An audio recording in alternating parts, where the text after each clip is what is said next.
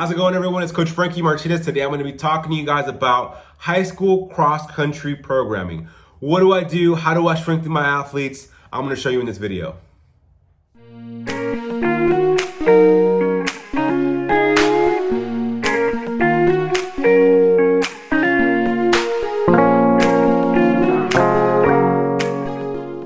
So let's identify a demographic in the high school cross-country category.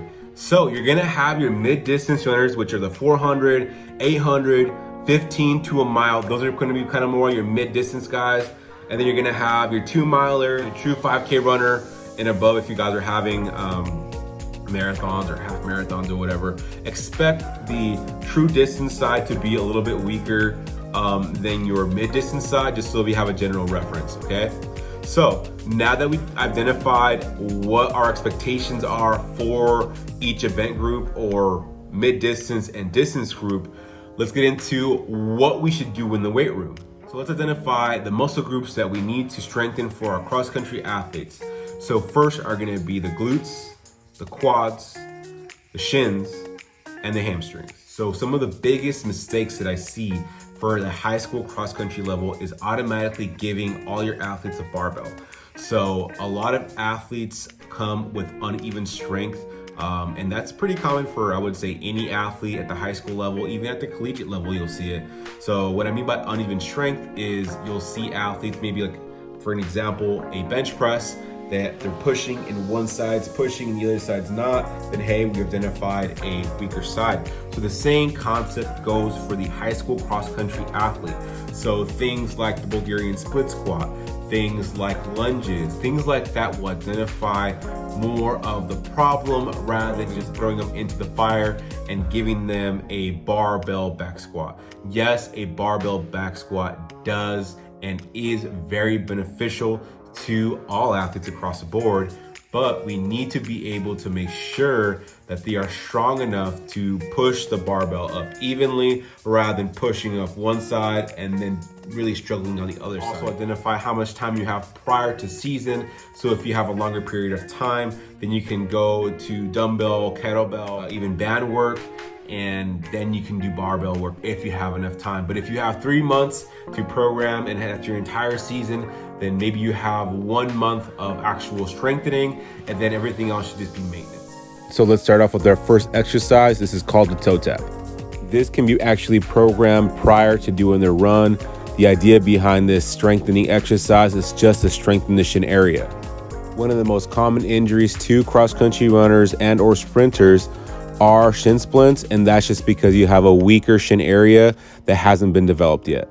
Other things that can cause shin splints is running with blown out running shoes or continuously running in hard surfaces such as cement or concrete.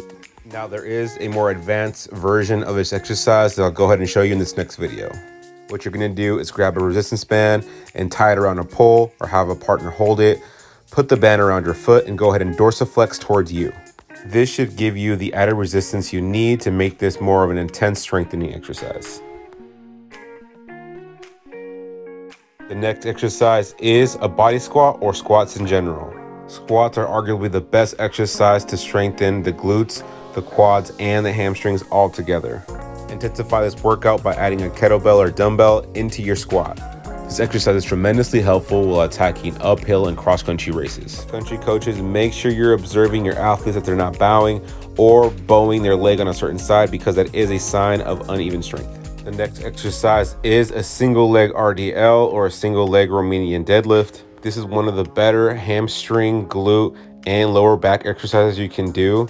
This is more of a compound movement, which means it works multiple muscle groups. Also helps the little stabilizer muscles in between, so make sure that you add these into your program. In the more advanced version, you can use 1 kettlebell at a time, 2 dumbbells or 2 kettlebells at a time, or a barbell if you guys feel comfortable with it.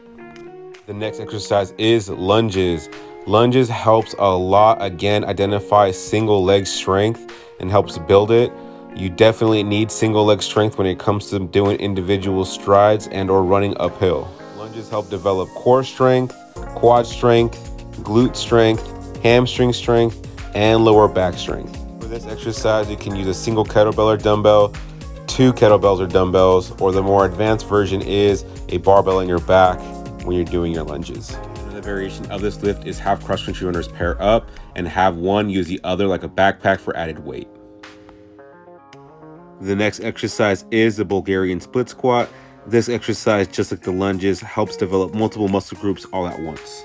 Make sure that the opposite leg that is not squatting is elevated on some kind of box and or elevated surface. For the more advanced version, use a single kettlebell or a single dumbbell, or you can double up to help strengthen each side. Cross-country coaches make sure that the athletes are not facing straight down. Make sure they're picking a focal point or a focus point straight up in front of them. This should help with balance while performing the exercise. The last exercise I have for you guys is actually a lateral lift or a lateral exercise. This actually helps strengthen the glute medius, which is often ignored as cross-country runners are only worried about going forward and never worrying about going into a lateral movement. It is important to work on the glute medius as it does help prevent injuries later on. Cross-country coaches make sure that the athletes are actually using their legs and not tipping the upper body over to cheat in this movement. It should target the glute medius. Now that we learned all the exercises you guys will need to successfully program a high school cross-country season, we need to understand why we're even doing these exercises in the first place. So reason number one, prevention of injury. So once you're strength training, it's going to be a lot harder for someone to get injured. You're not just strengthening the muscle, you're strengthening the ligaments, you're strengthening the tendons, and those are very, very important when it comes to cross country. When you're running cross country, you're hitting rocks, maybe you're going off a curb, you're going uphill, your foot could twist and turn in every single angle. And even if you do something very slight and can injure yourself, especially with running shoes being more of a straightforward sport, the running shoes are not meant for a lateral movement. So if for whatever reason you do a lateral movement while you're doing cross country, like stepping off a curb again, it could twist your ankle. You could be out for a month, you could be out for 2 months, and that's pretty much season right there. Second one is going to be a more powerful stride.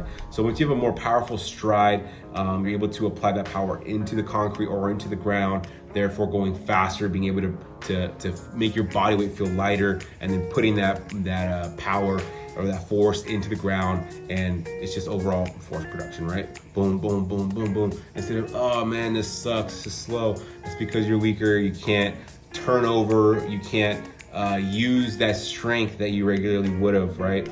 And the third reason, which I kind of give that hint on the last one, is a better kick. So a lot more strength training means a better kick. So a better kick is that last 800 meters, last 400 meters, 200 meters, whatever it is, the last kick, the last little straightaway or roundabout that you need to do to finish your race. So yes, it helps your kick. Strengthen your body, better your kick, okay? So this was Coach Frankie Martinez, answered another question for you guys, how to strengthen a high school cross-country athlete. If you guys would want any other information, any other videos regarding anything fitness related, throws related, please let me know in the comments below. Follow me on my Instagram at Coach Frankie Martinez if you haven't already, and on YouTube at Frankie Martinez Throws. So make sure you guys are following me. Like, comment, subscribe, anything you guys need to do to help me, help you guys, to let me know that you guys are actually enjoying the content, okay? So until next time, make sure you guys are following me, guys. See you guys. Peace.